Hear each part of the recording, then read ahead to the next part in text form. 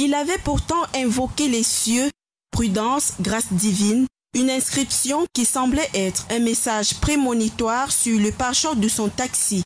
Pourtant, aucune prudence, ni même la grâce divine n'auront suffi face au poids écrasant d'un conteneur mal fixé venu s'abattre brutalement sur le véhicule, réduisant ses passagers à de simples victimes avec 2 survivants, le chauffeur et l'un des passagers. Quand le camion est tombé avec le poisson, le taxi venait du Carrefour Mec. C'est tombé comme ça là sur eux, avec 2 dames, 3 garçons. Bien après, maintenant, quand l'intervention est venue, ils ont fait l'effort, sortir un gars avec la main écrasée. Après Mimboman, il y a quelques mois, c'est désormais au Carrefour Mec de vivre pareil drame.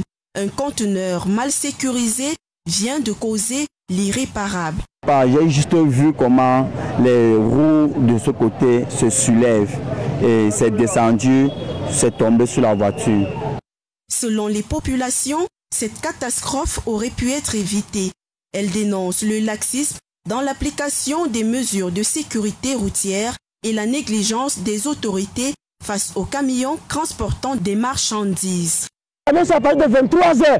Comment les camions roulent dans la journée? On ne peut pas marcher en route. On va faire comment? Normalement, les camions, ça parle de 23 heures. Il y a les motos, il y a les taximans, il y a les piétons. On va faire comment? Est-ce que ça crée un climat de peur? On a peur de traverser la route parce que les camions, ils sont là, ils roulent comme ça, comme les fous en route. Dans cet accident, qui aurait pu être encore plus meurtrier, ce qui s'apparente à un miracle s'est produit. Un coup de grâce divine, sûrement le chauffeur et l'un des passagers ont survécu à la chute sur leur tête de ce conteneur et sont actuellement en observation à l'hôpital central de Yaoundé. Leur état reste sous surveillance. Parmi ces victimes, 2 ont pu être sauvés. Ils ont été grièvement blessés, mais ils ont pu être sauvés et 2 ont perdu la vie. Alors ces 2 ont été immédiatement transportés à la morgue de l'hôpital central de Yaoundé, tandis que les blessés graves ont été conduits aux urgences.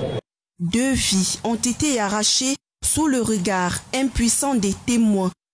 Alors que les familles endeuillées pleurent encore leurs proches, une question demeure: faudra-t-il encore d'autres morts avant que des mesures strictes ne soient enfin appliquées?